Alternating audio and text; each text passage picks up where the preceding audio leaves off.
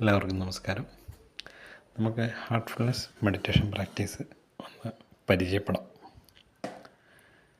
നമ്മൾ എന്ത് കാര്യം തുടങ്ങുന്നതിന് മുമ്പ് നമ്മളെ തന്നെ ഒന്ന് പ്രിപ്പയർ ചെയ്യാൻ നല്ല സജഷൻ കൊടുത്തിട്ടാണ് സ്റ്റാർട്ട് ചെയ്യുക.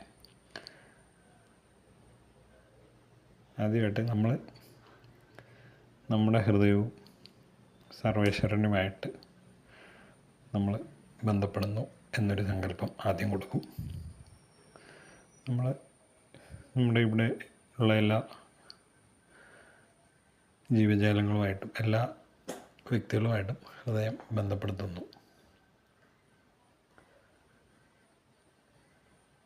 നമ്മുടെ ഈ ഒരു സംരംഭത്തിലൂടെ എന്താണോ ഉദ്ദേശിക്കുന്നത് അത് ശരിയായ രീതിയിൽ നമുക്കെല്ലാവർക്കും അറിയാൻ സാധിക്കട്ടെ എന്നൊരു സങ്കല്പം കൊടുക്കുന്നു.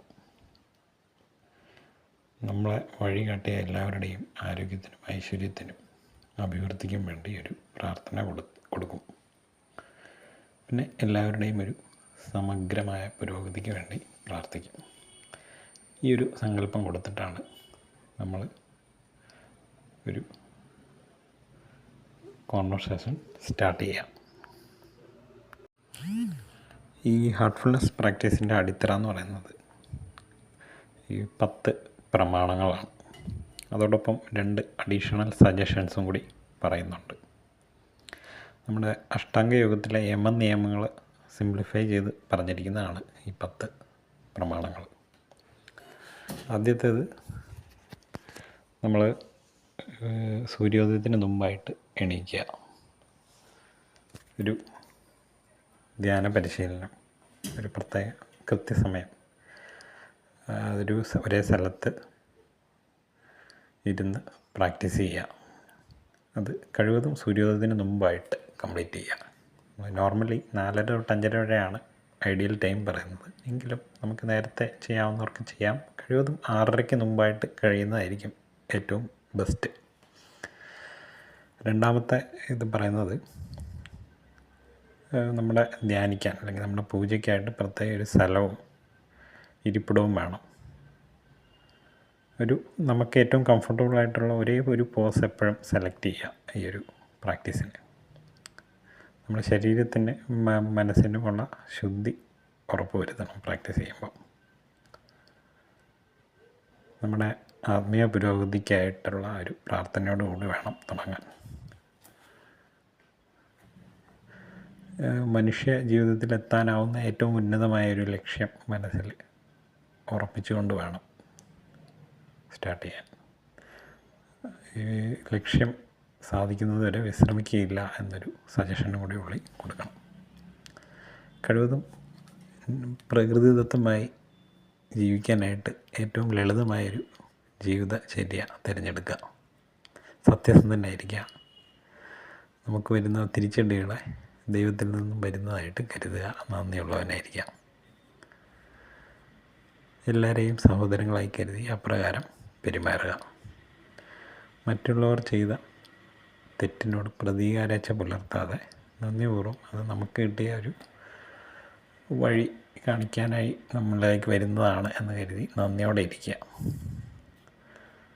നമ്മളിലേക്ക് വരുന്ന എല്ലാം ദൈവത്തിൽ നിന്നും വരുന്നതാണ് എന്നൊരാശയം ഉള്ളിൽ വെച്ചുകൊണ്ട്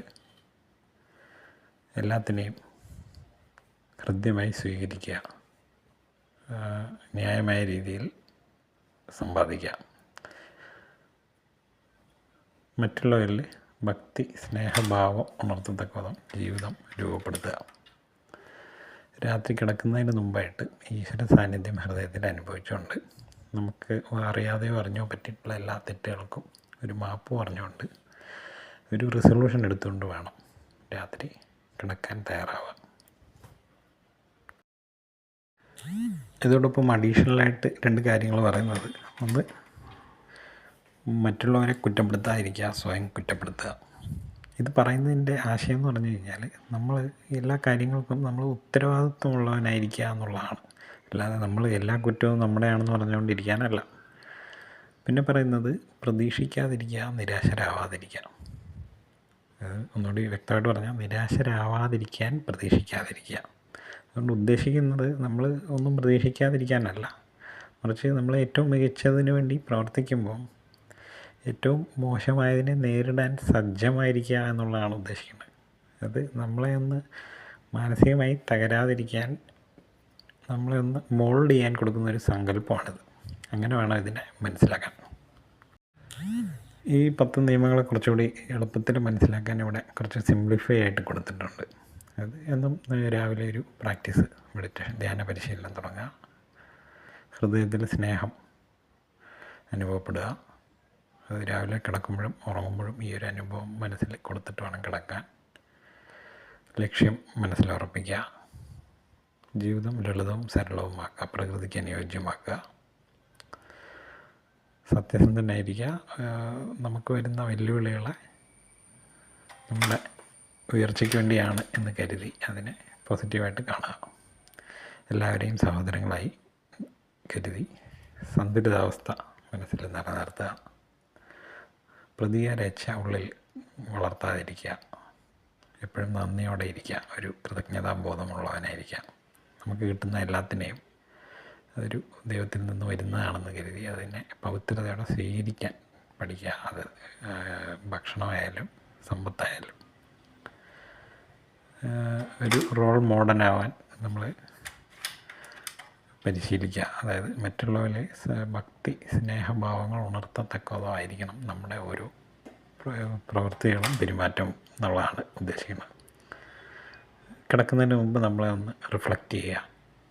തിരുത്തേണ്ട കാര്യങ്ങളെക്കുറിച്ചൊന്ന് ഒരു നോട്ട് ചെയ്ത് ജേണലിൽ എഴുതുവാണെങ്കിൽ ഏറ്റവും നല്ലതായിരിക്കും.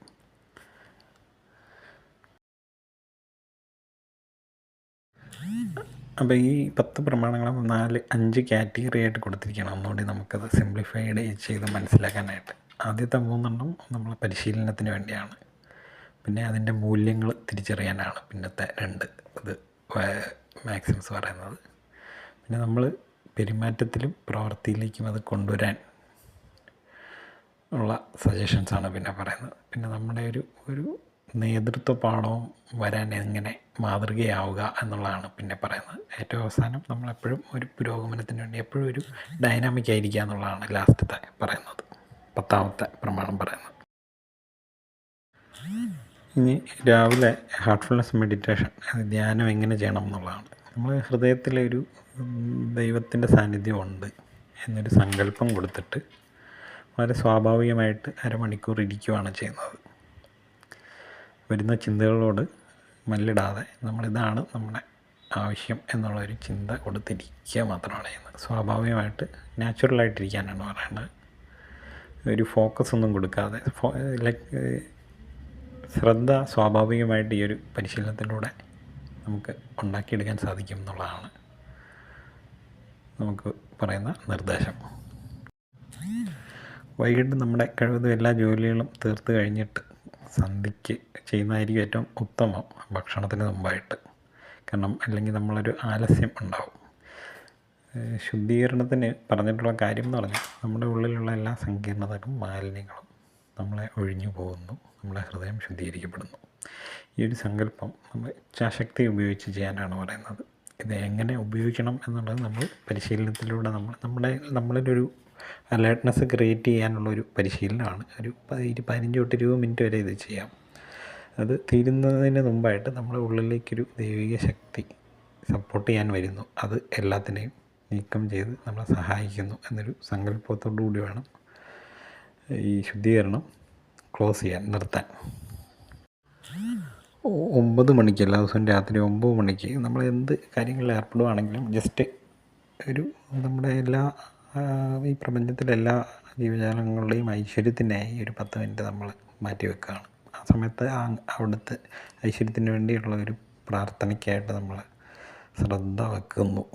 നമുക്ക് ഏത് പ്രവൃത്തിയിലിരിക്കുകയാണെങ്കിലും ഈ ഒരു ആ സമയത്തൊന്ന് അറ്റൻറ്റീവായിട്ടിരിക്കണം എന്നാണ് പറയുന്നത്. 4 സങ്കല്പങ്ങളാണ് ഇതിന് കൊടുക്കുക. അതായത് ശരിയായ ചിന്ത, ധാരണ, ശരിയായ രീതിയിലുള്ള ജീവിതത്തിനോടുള്ള സമീപനം, ഇതെല്ലാവരിലും വളരുന്നു.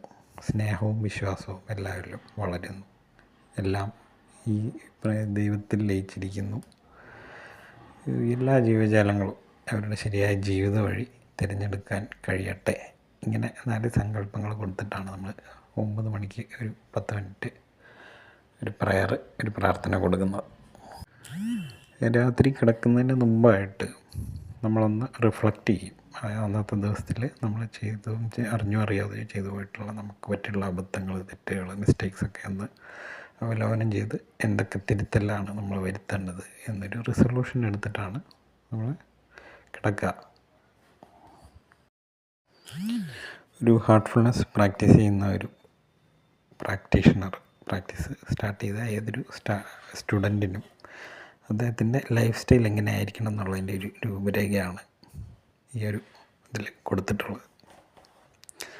അതൊന്ന് ശ്രദ്ധയോടെ നോക്കി അല്ല നിങ്ങൾക്ക് പ്രാക്ടീസിൻ്റെ ഒരു സ്റ്റൈല് നിങ്ങൾക്ക് മനസ്സിലാവും. രാത്രി കിടക്കുന്നതിൻ്റെ മുമ്പായിട്ട് ഒരു പ്രയറും കൂടി നമ്മൾ കൊടുക്കും. അത് ഓ മാസ്റ്റർ, അങ്ങാണ് നമ്മുടെ മനുഷ്യ ജീവിതത്തിൻ്റെ യഥാർത്ഥ ലക്ഷ്യം. അതായത് നമ്മൾ ദൈവത്തിനോട് അല്ലെങ്കിൽ സൃഷ്ടിക്ക് കാരണമായ ശക്തിയോട് നമ്മൾ സംവദിക്കുന്നതായിട്ടാണ് ഈ പറയുന്നത്. നമ്മുടെ ലക്ഷ്യം അങ്ങാണ്. അതിന് തടസ്സമായി നിൽക്കുന്നത് നമ്മുടേതായ ആഗ്രഹങ്ങളും പ്രതീക്ഷകളുമാണ്. നമ്മളെ ആ ലക്ഷ്യത്തിലേക്ക് എത്തിക്കാനുള്ള ഒരു ശക്തി അങ്ങ് മാത്രമാണ്. അത് നമ്മൾ പ്രപഞ്ചവുമായിട്ടൊരു സംവാദത്തിൽ ഏർപ്പെടുകയാണ്, പ്രകൃതിയുമായിട്ട്. അപ്പം നമ്മളെ തന്നെ തിരിച്ചറിയാനുള്ള ഒരു റിഫ്ലക്ഷനായിട്ടാണ് ഈ 3 സങ്കല്പങ്ങൾ കൊടുക്കുന്നത്. അതിനെ അങ്ങനെയാണത് മനസ്സിലാക്കേണ്ടത്. അത് കഴിഞ്ഞ് പ്രകൃതിയുമായിട്ടൊരു നമ്മൾ അനുരണനത്തിലെത്തുകയാണ്. സ്വാഭാവികമായി ഉറക്കത്തിലേക്ക് പോകാനുള്ള ഒരു എക്സസൈസായിട്ടാണ് ഈ ഒരു പ്രയർ കൊടുക്കുക.